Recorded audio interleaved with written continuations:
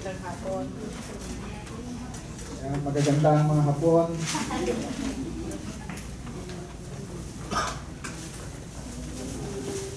Tayo po ay nagpapatuloy sa pag-aaral ng 1 Peter and 2 Peter. Sa serye ko ng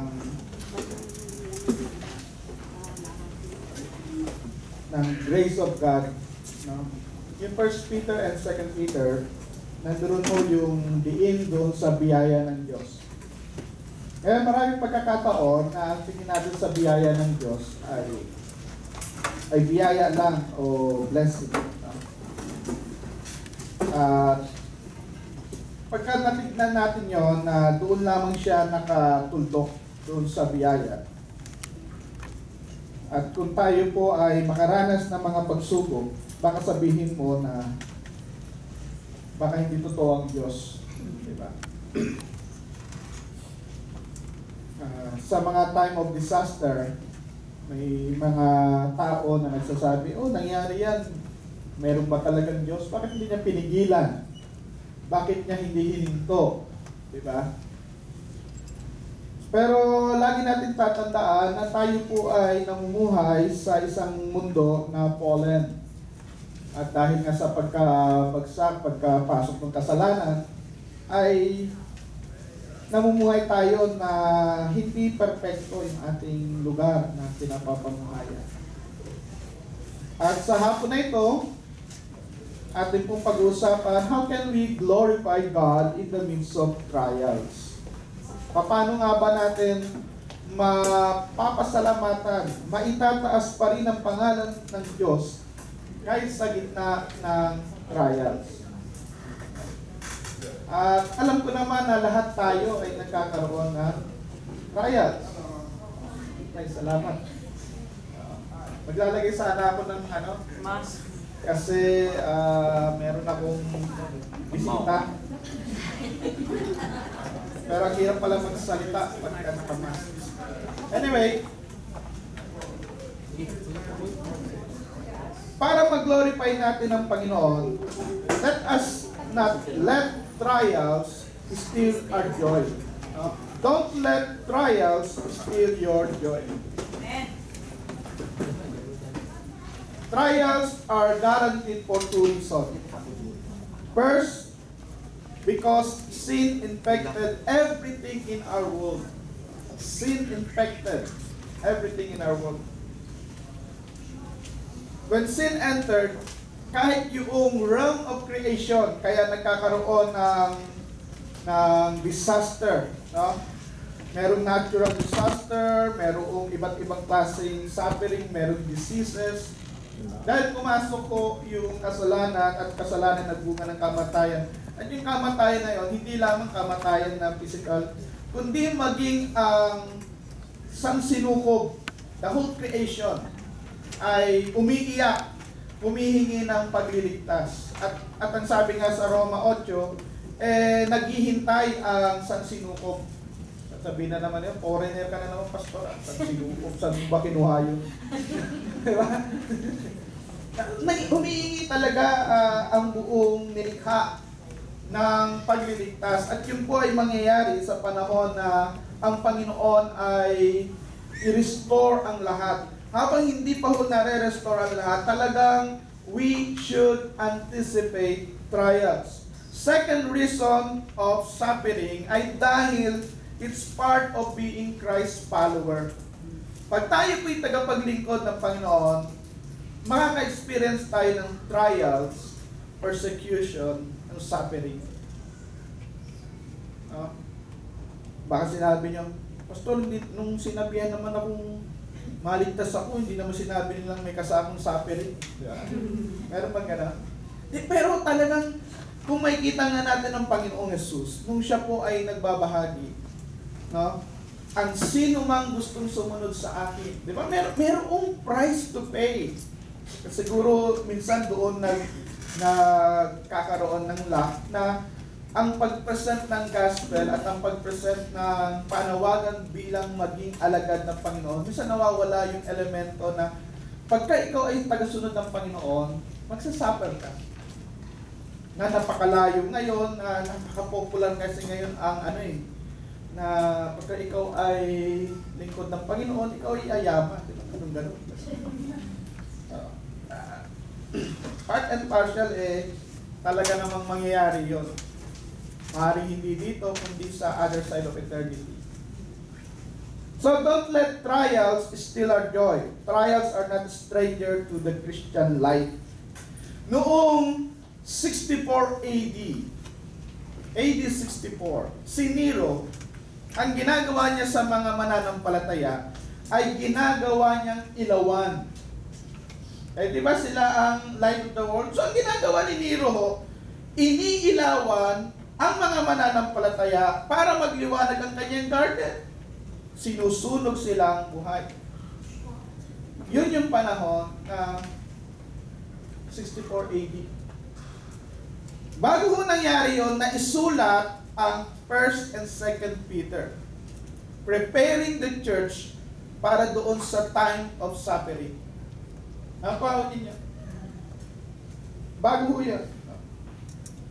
They were burned alive as torches to light Nero's garden. Yun po ang nangyari. At dahil doon, merong travailing, merong pag-iyak, merong pananalangin. 64 AD. And then afterwards, 300 AD, dumating itong isang emperor at nagsabi na siya naging Christian. At nung naging Christian, si Constantine, ay naging maganda na ang kalalagayan ng mga mananampalataya. Kaya yung mga pari ng mga pagano, yung mga iba ang sinasamba, ginawa nila, nagkaroon ng forced conversion. Kasi pagka gusto mo nasa power, edi pumayon ka kung anong relihiyon ng emperor. At dahil si Constantine nga ay emperor ng panahon na yon, ay nagsabing siya ay Kristiyano, so dumami yung Kristiyano. Kaya yung maging yung bautismo noon ay hinahagisan na lang ng tubig. Kasi maramihan Bakit to? Kasi maganda na, wala na yung suffering, wala na yung sunugan. Ang nangyari naman doon ay naging diluted. Alam niyo yun, hindi na puro. Sila ay naroon hindi dahil sa talagang naniniwala sila sa katotohanan, kundi dahil sa gusto nila ng mas maging safe, mas safe at gano'n. Nabaliktad yung pangyayari. Okay. So, how can we glorify God in the midst of trial? Don't let trials steal our joy. Anticipate it. I-anticipate mo na. Alam niyo po, pag yung katawan natin, we anticipate yung problem. Yung katawan mismo natin, physical, ay pine-prepare niya na yung muscle. Di ba, pagka ikaw ay may bubuhatin, kung ikaw ay merong, alam mo na merong kakaharapin ka, nagpe-prepare ka At yung katawan natin nagpe-prepare. Kung tayo po ay ina-anticipate natin, bilang mananampalataya, bilang mga lingkod ng Panginoon, makakaranas tayo ng suffering, makakaranas tayo ng trials. Then, trials ay hindi mananakaw ang ating joy sa Panginoon. Second, sabi pa ron, choose to be glad and happy. Piliin mo na maging matuwa. Sabi ron, instead be very glad, for these trials make you partners with Christ. Yung trials daw make us partner with Christ. Bakit? Kasi Jesus Christ nag-suffer din Tingnan natin yung verse 14, ano sabi ron? So, be happy when you are insulted for being a Christian. Para na tayong abnormal, no? Sabi pa niya, iniinsulto ka na, pero nagiging happy ka. Parang si Enrile lang, gusto ko happy kayo. When we are insulted, sabi niya, be happy. Then, the glorious Spirit of God rests upon you. For then, the glorious Spirit of God rests upon you. Pagka hindi nananakaw yung joy natin, pagka hindi natin inaalaw yung mga bagay na yon ang magdikta sa ating pananampalataya, kundi ang mga katotohanan ng salita ng Diyos, mag-overflow yung joy at lalayas mismo magiging suffering. Tingnan nyo ho ang sabi ho ng Panginoon. Trials and suffering for Christ are prelude to glory. Yung suffering daw ay prelude. Pasimula. Para saan? Para sa isang glory. Ano sabi ng Panginoon sa Luke 6:22-23? Blessed are you when men hate you, when they exclude you and insult you and reject your name as evil because of the Son of Man. Rejoice in that day and live for joy, because great is your reward in heaven. Mag-live for joy ka pa, iniinsulto ka na? Why? Because yung ating reward, yung ating kayamanan, hindi dito nakatali sa lupa. Amen? Kung nasaan ang ating kayamanan, naroon ang ating puso. At ang sabi ko ng salita ng Diyos, for this world is not our permanent home. This world, itong mundo na ito, hindi ito permanente nating home. We are looking forward to a home yet to come. Better days ahead. Diba? Trials and suffering for Christ are prelude to glory. That's why we rejoice in trials. Ano sabi ron sa Philippians 1:27-30? Sabi ron, whatever happens, conduct yourself in a manner worthy of the gospel of Christ. Then whether I come and see you only hear about you in my absence, I will know that you stand firm. Okay. Verse 29, for it has been granted to you on behalf of Christ not only to believe on Him but also to suffer for Him. Ang sabi ni Apostle Paul, it was granted to us Christian not only to believe in Jesus Christ but to suffer for Him. Minsan parang hirap nun. Mananampalataya ka at magtitis kang kasama ng Panginoon. Yun kasi yung path sa glory. Yun yung daan sa kabanalan. No? Kaya nga na sinabi ni Apostol Pablo, I considered everything lost compared to the surpassing greatness sa darating na panahon.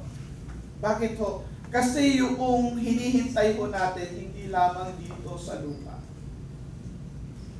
kundi doon sa presensya ng Panginoon. Amen. Kasi kung ang pananampalataya natin ay hanggang dito lamang, kasi pinatawa akong tao, sabi ka ni Brother Fred, no? Nagpapaypay. At ang prayer nila ay hanggang dito lang eh. 5-5. Pera uli. Diba? Pag nakatali dito sa lupa, maging yung pagpapala ay nakatali dito. At kung tayo bilang mananampalataya ay gayon din, magtatanong tayo ron. Ang blessing lang ba ay nasusukat sa kapal ng wallet? I am blessed. I have new. I am blessed. Ay, ang sabi ng Panginoon, yung joy natin, magiging joyful tayo pag tayo ininsulto. Ngayon, magagalit ka pag ininsulto ka. Magpo-post ka pa sa Facebook. Hindi, sabi niya, maghalak ka pag ininsulto ka sa pangalan ni Jesus. Amen. Hallelujah. Hello. Diba? Kaya, bakit ka nagkano? Bakit tayo nakakaranas yun? Kasi Kristiyano tayo. Bakit ka tinutuyan ng mga dati mong kaibigan? Dahil alam nila nagbago ka na. At sa totoo lang, gusto nila yung nangyari sa'yo, pero nahihiya na lamang sila, kaya tutuyain ka nila. Para Para malaman nila kung totoo ka o hindi. At pag naging totoo ka, darating ang araw sasabihin nila, totoo ka nga, sasama na ako sa'yo. At meron nung mga ganon. Naka-experience ako ng yung best friend ko noon. Hindi ko na kasing best friend ngayon.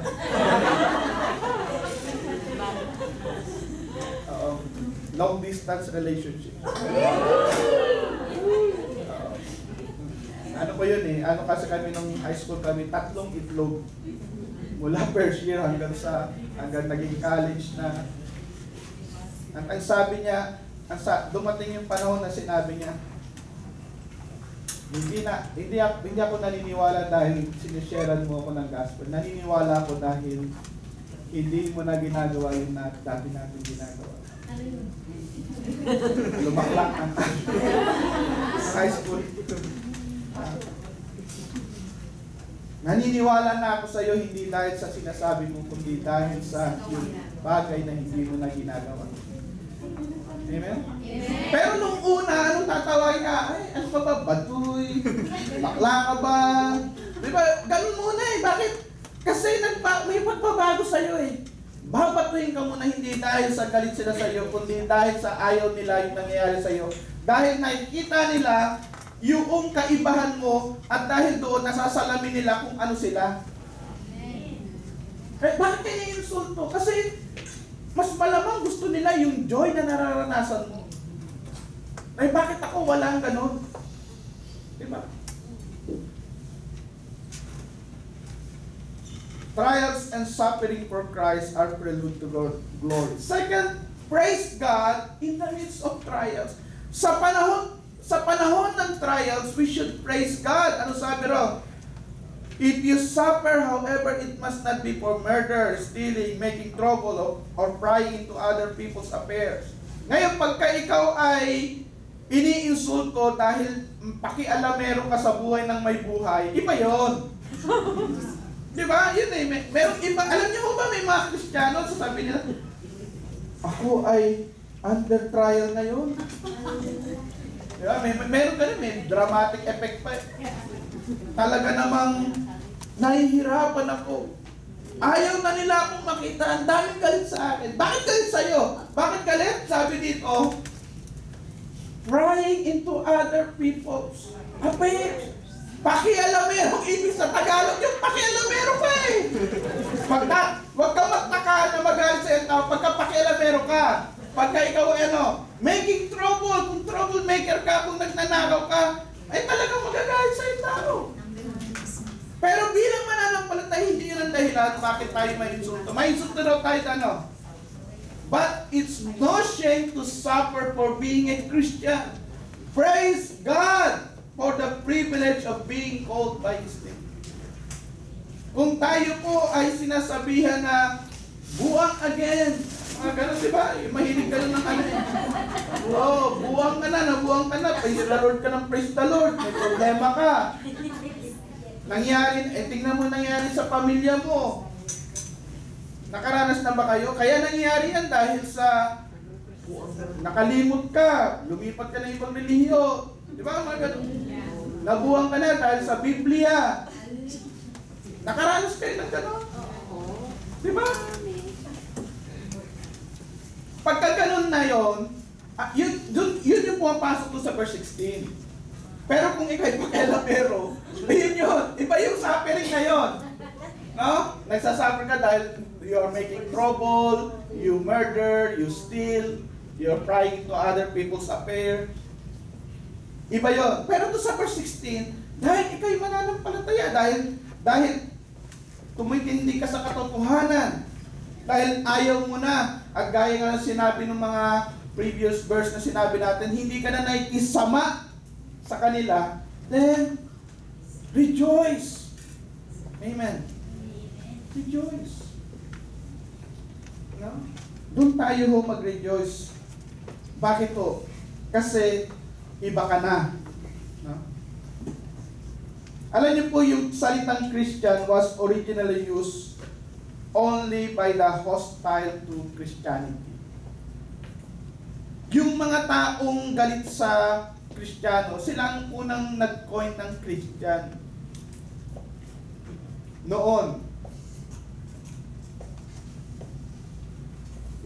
Ang ibig sabihin yan, ikaw ay mga little followers of Jesus.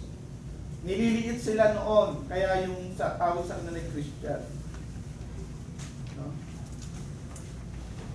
Pero yun ay ginamit ng mga mananampalataya as kanila dahil it helped them na ma-identify at ang identity nila ngayon ay kay Jesus Christ.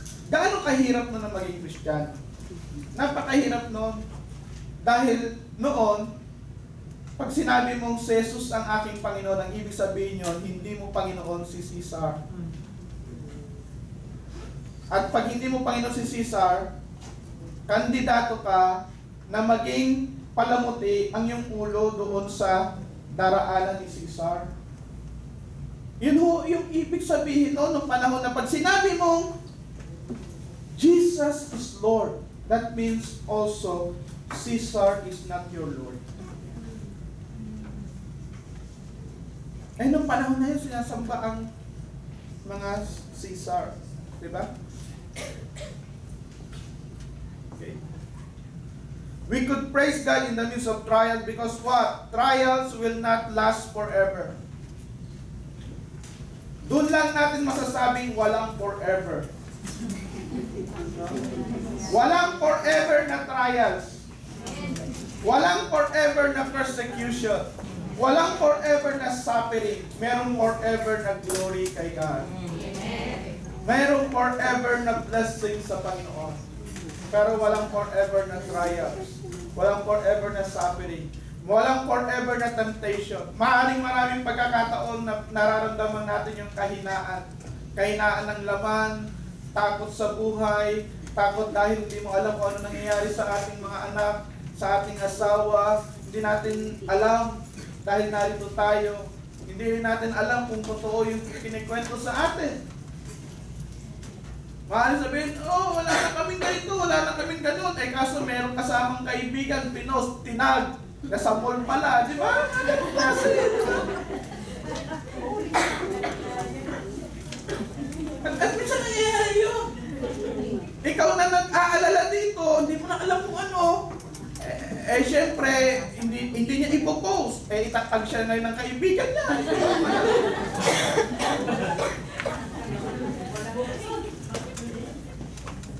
So let us praise God in the midst of trials because trials will not last forever. Amen. There will come time of judgment.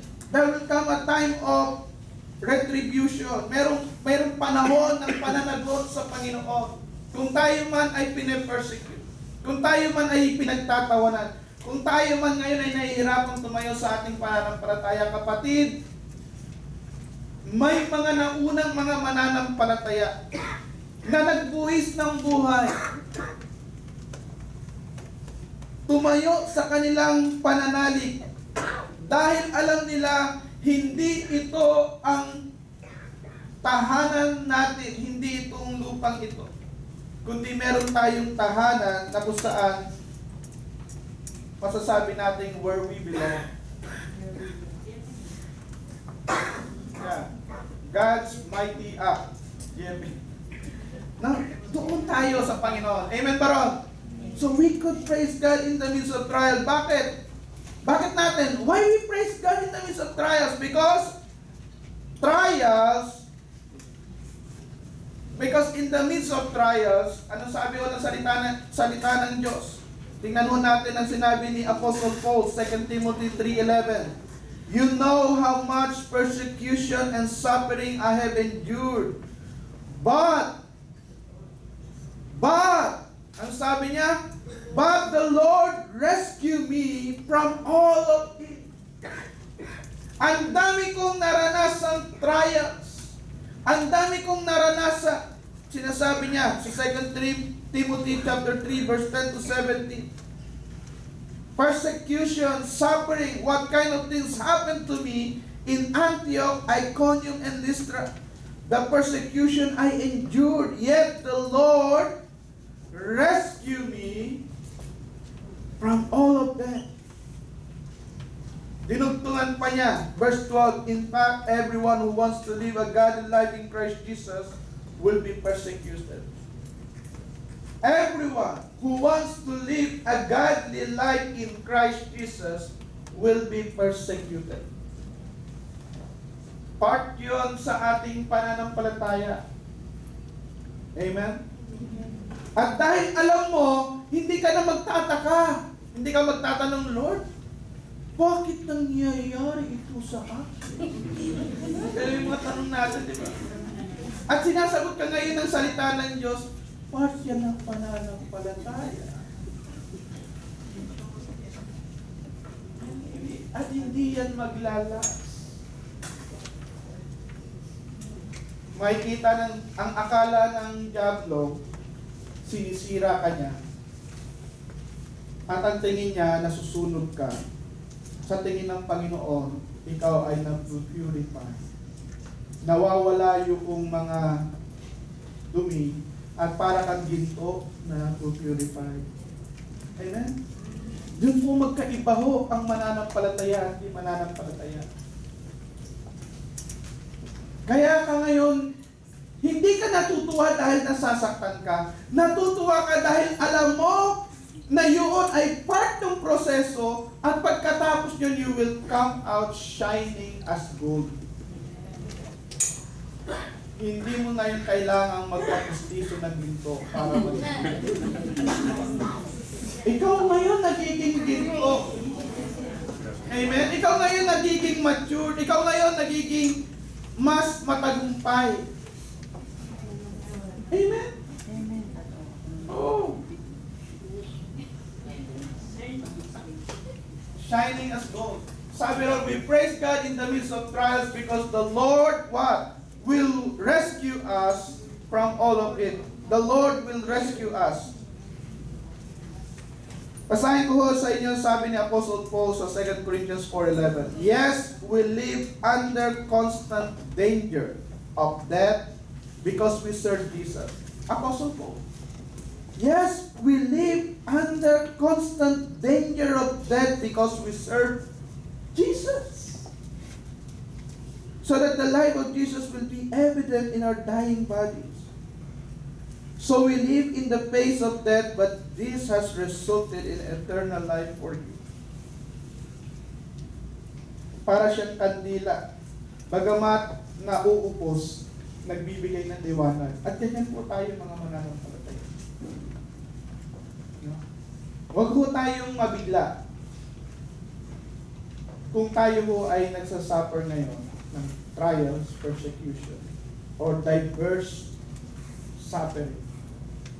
Dahil part yun bilang mananampalataya. Dapat nga mas maawa tayo sa mga hindi mananampalataya sa panahon na yun. Bakit? Kung tayo mismo nakakaranas yun, mas patindi sila. Dahil ang wala sa Panginoon, darating ang panahon na magiging pataba. At hindi lang pataba. Ano sabi ko doon? Sa dagat-dagat ng apoy. Hindi namamatay ang puso. Hindi namamatay ang apoy. Now, how can we glorify God in the midst of trials? We glorify God in the midst of trials by trusting in Him. We should trust God in the midst of trials. Sabi rin sa 1 Peter 4, verse 18, and also if the righteous are barely saved, what will happen to godless sinners? Tayo mismo ay warning sa mga sinners.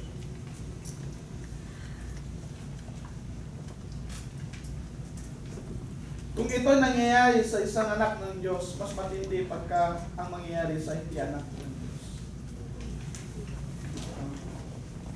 May mga pagkakataon na nakikita natin o nakakarinig tayo ng testimony. Pero bago magkaroon ng testimony, ay test muna. Amen? Amen. Bago magkaroon ng testimony, ay test muna. Dahil ito si kapatid, nakikita natin. Kapatid, pwede ka ba tumayo? Ikaw, tayo ka lang. Tayo ka. Pag diba? Upo ka na.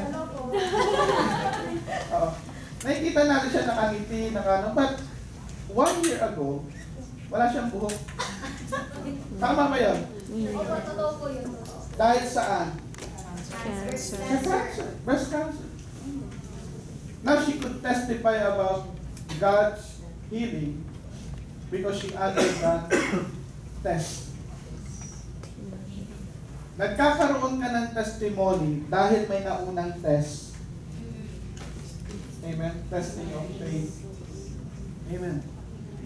Hindi tayo nagpapasalamat tayo sa cancer. Hindi tayo nagpapasalamat tayo sa sakit. Nagpapasalamat tayo dahil sa ginawa ng Diyos. Amen? Doon sa ginagawa at gagawin ng Diyos sa atin. And that's why we could trust God in the midst of trials. Hindi ito permanente. Trials to hindi ka permanente. Daraanan lang kita. At darating ang panahon, I will come out shining as gold. Why? Because God will never fail us. So if you are suffering in a manner that pleases God, keep on doing what is right and trust your lives to the God who created you. Because what? For He will never fail you. God will never fail us. Sabi mo sa katabi mo, God will never fail you. God will never fail you. Amen. We can trust God in the midst of trials. Why? Because God, our good and loving God, will never fail us. Amen. Hindi naman tayo masognistic na natutuwa ka dahil nasasaktan ka. Walang ganon. Hindi tayo natutuwa dahil nasasaktan tayo. Hindi tayo natutuwa dahil naiinsulto tayo. Natutuwa tayo because we know God will never fail us. God will never fail us. We are serving a loving God. We are part of His family and we have a loving Father. And He will never fail us. He will never fail us. Amen. That's why we could glorify God in the midst of trials. We could say, praise God, dahil hindi ito permanente. Praise God, dahil pagkatapos ng test ay testimony. Amen? Amen. Pagkatapos nito ay glory. Pagkatapos ng takbuhin na ito ay finish line. Victory. Crown. After the cross, merong crown. No cross, no crown. Amen ba ron? Amen. That's why we could glorify God. Hindi yung sinusumpa mo yung huwag mo natin sumpain yung araw. Imbis na magsumpa ka, magpuri ka sa Diyos. Amen. Imbis na sisihin mo yung tao, purihin mo ang Panginoon. Bakit? Pinapadami mo lamang ang yaman ko sa langit. Diba? Ngayon, nag-iiba ngayon ang pananaw mo doon sa trials. Ngayon, nag-iiba ngayon ang pananaw mo. Mas natututo kang manalangin, mas natututo kang magtiwala at nalalaman mo, hindi ako nagtatagumpay dahil magaling ako, dahil malakas ako, kundi dahil sa tulong at biyaya ng Diyos. Amen. Ngayon, wala nang ibang magaling kundi ang Diyos. Amen. Ano sabihin, pastor yan, napakatibay ng pala. Wala. Maniwala kayo doon. Lahat ay nangihina. Walang immune sa trials. Walang immune sa weakness. But we have a faithful God who will promise that He will never fail us. Amen. Amen. Ito ho, pinakahuli, sabi ron. We trust and glorify God in the midst of trials because through Christ, we will come out victorious. Ano sabi ng salita ng Diyos, 1 Corinthians 15 verse 57? But thanks be to God. Thanks be to God. Why? He gave us the victory through our Lord Jesus Christ. We are victorious because of Him. Because of Jesus. We are victorious. Jesus resurrected. And God is resurrecting us Nire-resurrect niya lagi tayo eh. Nire-resurrect niya lagi tayo. Sa panahon na nangihina tayo, nire-resurrect niya tayo. Napakabait ng Diyos. Napakamahal tayo ng Diyos. Marami tayong kapalpakan pero mahal tayo ng Diyos. Amen. Mga kapatid, kayo, marami sa inyo ay magulang. At alam ko yung pagmamahal na yan, hindi natin sinusukat ang ating pagmamahal sa bait lamang ng ating anak.